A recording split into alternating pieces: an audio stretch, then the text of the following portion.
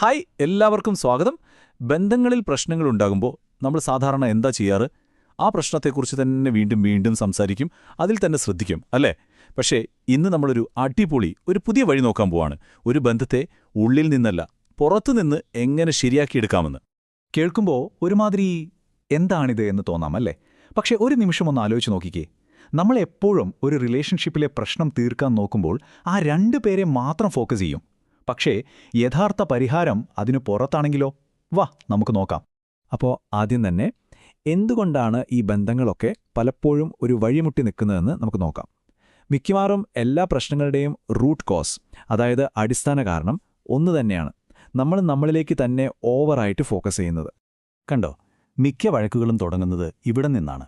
എനിക്കെന്ത് കിട്ടണം, എൻ്റെ അവകാശങ്ങൾ എന്തൊക്കെയാണ്, എന്നെ എത്രത്തോളം വേദനിപ്പിച്ചു, ഇങ്ങനെ. രണ്ടുപേരും സ്വന്തം കാര്യങ്ങളിൽ മാത്രം ഇങ്ങനെ ശ്രദ്ധിക്കാൻ തുടങ്ങിയാൽ പിന്നെന്താവും? സ്വാഭാവികമായും ആ ബന്ധത്തിലൊരു വിള്ളല് വരും.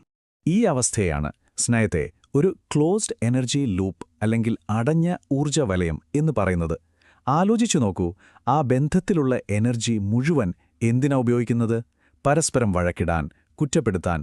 വേറെ ഒന്നിനും ആ എനർജി ബാക്കിയില്ല. പുതിയതായി ഒന്നും ഉണ്ടാകുന്നില്ല, സ്നേഹം വളരുന്നുമില്ല. ആ എനർജി അവിടെ കിടന്നിങ്ങനെ കറങ്ങുകയാണ്. അപ്പോൾ ഇതിൻ്റെ റിസൾട്ട് എന്തായിരിക്കും? ആ വീടിൻ്റെ മൊത്തം അന്തരീക്ഷം തന്നെ ഒരുമാതിരി ഭാരമുള്ള, ഒരു നെഗറ്റീവ് ഫീലുള്ളതായി മാറും.